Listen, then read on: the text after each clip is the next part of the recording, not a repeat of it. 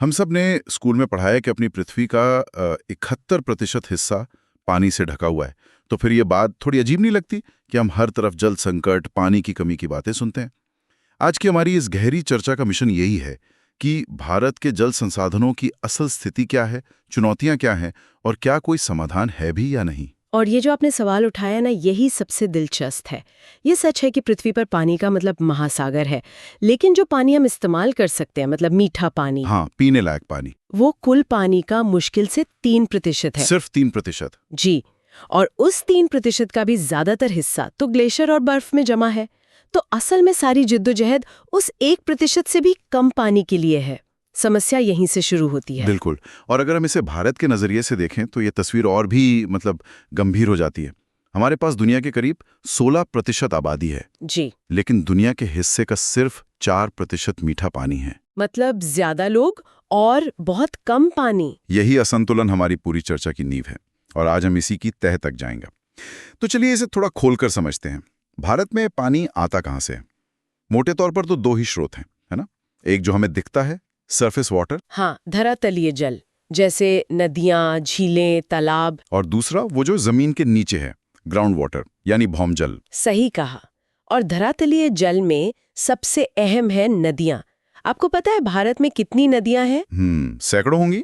10,000 से भी ज्यादा। 10,000? जी। सुनने में बहुत ज्यादा लगता है ना? हाँ, बिल्कुल। लेकिन चौंकाने वाली बात यह है कि इन नदियों में बहने वाले कुल पानी का हम सिर्फ 1/3, मतलब लगभग 32% ही इस्तेमाल कर पाते हैं। और बाकी 2/3 पानी वो बस बहकर सीधा समुद्र में चला जाता है। लेकिन इन नदियों के पानी के इस्तेमाल में भी तो एक बड़ा फर्क है। मैंने पढ़ा कि दक्षिण भारत की नदियां जैसे गोदावरी, कृष्णा, कावेरी, उनका पानी उत्तर भारत की गंगा या ब्रह्मपुत्र से कहीं ज्यादा इस्तेमाल होता है। ये ऐसा क्यों है? ये कोई संयोग नहीं है, इसके पीछे पूरा भूगोल है। देखिए, दक्षिण की नदियां बारिश पर निर्भर हैं, तो उनका बहाव मौसम के साथ बहुत घटता बढ़ता है। अच्छा। और वो कठोर चट्टानी जमीन पर बहती हैं, तो वहां पानी को रोकने के लिए, स्टोर करने के लिए बांध बनाना ज्यादा जरूरी था और आसान भी। और उत्तर भारत में? उत्तर भारत की नदियां हिमालय से निकलती हैं, बर्फ पिघलने से साल भर बहती हैं। उनमें गाद बहुत होती है, सिल्ट, तो वहां बांध बनाना एक अलग तरह की चुनौती है। ये तो हुई उस पानी की कहानी जो हमें दिखता है, लेकिन असली ड्रामा तो हमारी जमीनों के नीचे चल रहा है। मैं ग्राउंड वाटर की बात कर रहा हूँ। हाँ, और ये संकट इसलिए ज्यादा गहरा है क्योंकि ये हमें दिखाई नहीं देता। ग्राउंड वाटर आप समझिए एक बैंक अकाउंट की तरह है, जिसमें से हम निकालते तो जा रहे हैं पर जमा कम कर रहे हैं। और इसका इस्तेमाल भी तो पूरे देश में एक जैसा नहीं है। बिल्कुल नहीं। पंजाब, हरियाणा, राजस्थान जैसे राज्य तो अपने ग्राउंड वाटर का बेतहाशा इस्तेमाल करते हैं। कुछ जगहों पर तो 100% से भी ज्यादा। 1 मिनट, 100% से ज्यादा? ये कैसे हो सकता है? इसका मतलब है कि वो जितना पानी बारिश से जमीन में वापस जाता है, मतलब रिचार्ज होता है, उससे कहीं ज्यादा निकाल रहे हैं। वो अपना पुराना रिजर्व खत्म कर रहे हैं। और दूसरी तरफ छत्तीसगढ़, उड़ीसा जैसे राज्यों में ग्राउंड वाटर का भंडार तो है, पर वो उसका बहुत कम इस्तेमाल करते हैं, तो बहुत असमानता है। यहाँ एक और दिलचस्प बात पता चली, लेगून्स और पश्क जल, मतलब बैकवाटर्स। मैं तो हमेशा केरल के बैकवाटर्स को बस एक टूरिस्ट स्पॉट समझता था। क्या इस खारे पानी से भी कोई फायदा होता है? बिल्कुल होता है। ये पानी खारा जरूर है, लेकिन मछली पालन के लिए बेहतरीन है। अच्छा। और तो और नारियल के पेड़ों को खारा पानी बहुत पसंद है। चावल की भी कुछ खास किस्में हैं जो इसी माहौल में उगती हैं। तो ये तटीय राज्यों के अर्थव्यवस्था का एक अहम हिस्सा है। अब अगर हम पूछें कि ये सारा पानी, चाहे वो नदियों का हो या जमीन के नीचे का, जाता कहाँ है, तो इसका एक ही बड़ा जवाब है, खेत, कृषि। जी। भारत एक कृषि प्रधान देश है और हमारी खेती, आप कह सकती हैं, बहुत ज्यादा प्यासी है। आंकड़े तो दिमाग घुमा देने वाले हैं। हमारी एक रिपोर्ट के मुताबिक खेती में जमीन के ऊपर के पानी का 89% और जमीन के नीचे के पानी का 92% चला जाता है। 92%, मतलब हमारा लगभग सारा ग्राउंड वाटर किसान अपने खेतों में डाल रहे हैं। बिल्कुल। और यहीं पर एक जरूरी सवाल उठता है, आखिर हमारी खेती को इतने पानी की जरूरत पड़ती क्यों है? हाँ, क्यों? पहला कारण तो मानसून है। बारिश पर हमारी निर्भरता, कब आएगी, कितनी आएगी, कुछ पक्का नहीं होता। जी। दूसरा, बारिश का बंटवारा, कहीं बाढ़, कहीं सूखा। और तीसरा, हमारी फसलें, जैसे हम चावल, गन्ना, जूट जैसी फसलें उगाना पसंद करते हैं और इन्हें पानी बहुत ज्यादा चाहिए। 1 किलो चावल उगाने में अंदाजा लगाइए कितना पानी लगता होगा? शायद 500 लीटर। 2500 से 5000 लीटर। क्या बात कर रही हैं, 5000 लीटर 1 किलो चावल के लिए? जी। और इसमें हरित क्रांति की भूमिका को भी हम नजरअंदाज नहीं कर सकते। 1960 के दशक में उसने हमें भुखमरी से तो बचाया। गेहूं, चावल का उत्पादन आसमान छूने लगा। लेकिन वो पूरी सफलता किस दम पर आई थी? ट्यूबवेल और नहरों के पानी के दम पर। बिल्कुल। हरित क्रांति एक जरूरी कदम था, लेकिन उसने एक ऐसी व्यवस्था की नींव रख दी जो पानी का अंधाधुंध इस्तेमाल करती थी। ये एक तरह का आप कह सकते हैं इकोलॉजिकल कर्ज था। सही कहा, जिसे आज हम ब्याज समेत चुका रहे हैं। और इसके नतीजे अब साफ दिख रहे हैं। सिर्फ पानी का स्तर ही नीचे नहीं जा रहा, उसकी क्वालिटी भी गिर रही है। हाँ, मैंने पढ़ा कि राजस्थान और महाराष्ट्र के कई इलाकों में ज्यादा पानी खींचने से जमीन के नीचे फ्लोराइड की मात्रा बढ़ गई है। ये कैसे होता है?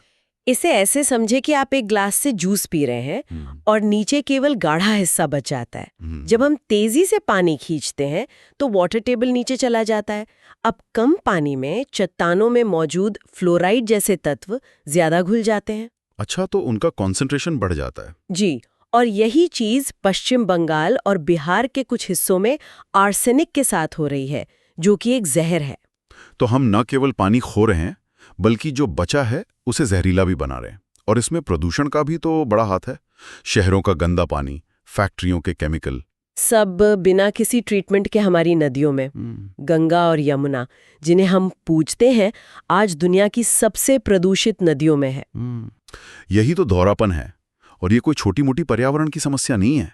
कुछ विश्लेषक तो यहां तक कहते हैं कि अगला विश्व युद्ध पानी के लिए होगा। तो ये तो हुई समस्या की एक बहुत ही भयावह तस्वीर। लेकिन क्या हम सिर्फ हाथ पर हाथ धरे बैठे हैं? समाधान की दिशा में क्या हो रहा है? स्रोतों में वाटरशेड मैनेजमेंट या जल संभर प्रबंधन का जिक्र बार बार आया है। ये सुनने में काफी टेक्निकल लगता है। इसे आसान भाषा में समझते हैं।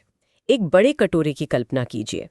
जब बारिश होती है तो पानी कटोरे के किनारों से बहकर बीच में जमा होता है। वो पूरा कटोरा एक वाटरशेड है। ठीक है। अब तक हम सिर्फ बीच में जमा हुए पानी को मैनेज करते थे, लेकिन वाटरशेड मैनेजमेंट कहता है कि नहीं, हमें पूरे कटोरे को एक साथ देखना होगा। मतलब जमीन, मिट्टी, पेड़ पौधे, सब कुछ। बिल्कुल, ये एक होलिस्टिक अप्रोच है। और इस अप्रोच पर आधारित कुछ सफल कहानियां भी हैं, जैसे आंध्र प्रदेश में नीरू मीरू और राजस्थान के अलवर की अरवारी पानी संसद। उसकी कहानी तो अद्भुत है। बताइए उसके बारे में। 1980s के दशक में अलवर सूखाग्रस्त इलाका था। नदियां मर चुकी थीं। फिर गांव वालों ने मिलकर जोहड़ बनाने की सदियों पुरानी परंपरा को जिंदा किया। जोहड़ मतलब? मिट्टी के छोटे छोटे बांध। ये कोई सरकारी मेगा प्रोजेक्ट नहीं था, ये गांव के लोग थे जो खुद तय कर रहे थे, खुद बना रहे थे।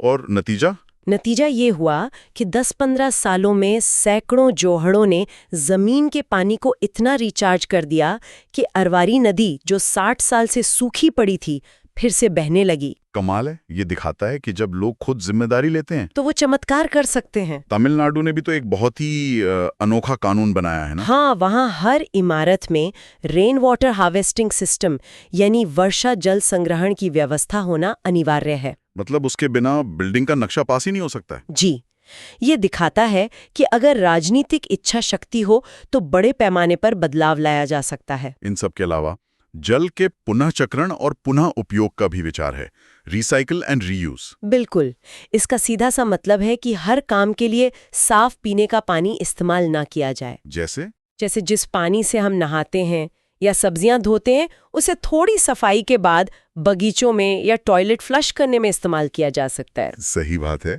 फैक्ट्रियों में मशीनों को ठंडा करने के लिए साफ पानी क्यों इस्तेमाल हो? हमें पानी को उसकी क्वालिटी के हिसाब से इस्तेमाल करना सीखना होगा। और वर्षा जल संग्रहण यानी रेन वाटर हार्वेस्टिंग की बात हमने की। राजस्थान में कुंड या टांका बनाने की परंपरा, इसके फायदे सिर्फ पानी जमा करने तक ही सीमित नहीं है ना? नहीं, बिल्कुल नहीं। इसके कई फायदे हैं। एक, ये आपकी पानी की उपलब्धता को तुरंत बढ़ाता है। दूसरा, ये ग्राउंड वाटर को रिचार्ज करता है। तीसरा, ये शहरों में बाढ़ की समस्या को कम करता है और मिट्टी का कटाव भी रोकता है। जी, और तो और ये पानी की क्वालिटी भी सुधारता है, क्योंकि बारिश का साफ पानी नीचे जाके प्रदूषकों को मतलब डाइल्यूट कर देता है। सरकार ने भी कानूनी तौर पर कुछ कदम उठाए हैं, जैसे 1974 का जल अधिनियम और 1986 का पर्यावरण सुरक्षा अधिनियम। हाँ, कानून और अभियान अपनी जगह हैं, वो एक ढांचा तैयार करते हैं। और 2015-16 में जल क्रांति अभियान भी शुरू हुआ था। हाँ, उसका मुख्य उद्देश्य यही था कि पानी के संरक्षण को एक जन आंदोलन बनाया जाए, जिसमें हर व्यक्ति की भागीदारी हो। तो इस पूरी चर्चा से हम क्या समझें? एक बात तो साफ है कि जल संकट का कोई एक जादुई समाधान नहीं है। नहीं है, ये एक बहुआयामी समस्या है। और इसके लिए हमें हर स्तर पर काम करना होगा। तकनीक, नीति, कानून और सबसे बढ़कर लोगों की सोच में बदलाव। बिल्कुल। और यहीं पर सबसे बड़ा सवाल खड़ा होता है। हमने पानी को बचाने के लिए रीसाइक्लिंग, हार्वेस्टिंग जैसे तकनीकी समाधानों की बात की।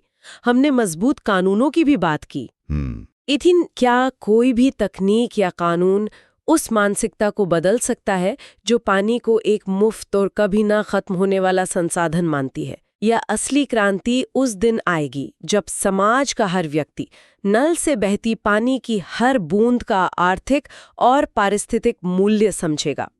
शायद असली जल क्रांति हमारे और आपके घरों के नलों से ही शुरू होगी।